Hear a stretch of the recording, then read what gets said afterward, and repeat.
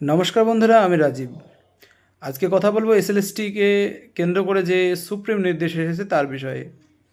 আমি কিছুদিন আগে ফেসবুকে বলেছিলাম, অর্থাৎ পরীক্ষার আগে, যে সুপ্রিম কোর্ট কিন্তু জানেই না যে নতুন এবং পুরনোদের পরীক্ষা একসাথে হচ্ছে। সুপ্রিম কোর্টকে ধোঁয়াশায় রেখে এসএসসি কমিশন পুরো পরীক্ষাটা করছে নতুন একটি জটিলতা সৃষ্টি করার জন্য, এবং বলেছিলাম যে এক্সপিরিয়েন্সে যে 10 নম্বর আছে এর জন্য কিন্তু একদিন আবার এই নিয়োগটা আটকাতে চলেছে। আজকে কিন্তু সেই কথাগুলো প্রমাণিত হয়ে গেল। সুপ্রিম কোর্টে কিন্তু পরিষ্কার হয়ে গেল যে সুপ্রিম কোর্ট জানতোই না যে নতুন পুরনোদের পরীক্ষা একসাথে হচ্ছে।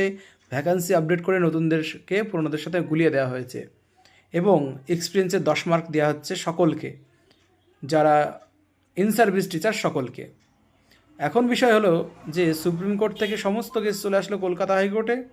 ইভেন 10 নম্বরটাও কিন্তু চ্যালেঞ্জ হয়ে থাকলো কলকাতা হাইকোর্টে, যেটা এখনও আছে 28 তারিখে, যেটা শুনানি হবে অমৃতা সিনহার বেঞ্চে। এখন বিষয়, 10 নম্বর কি আদৌ থাকবে?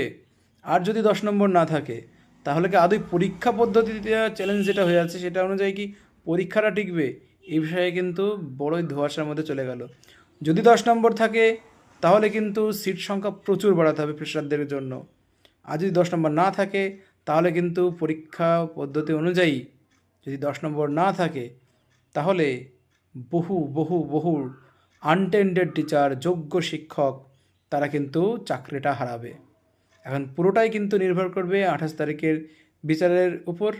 যদি 10 নম্বরটা থেকে যায়, তাহলে এটা মেনে চলতেই হবে। যদি ফ্রেশ আর পুরোনোদেরকে একসাথে পরীক্ষা অনুযায়ী যদি নিয়োগ করাতে চায় এসএসসি, অন্ততপক্ষে বহু সংখ্যক সিট কিন্তু বাড়াতে হবে। ধন্যবাদ।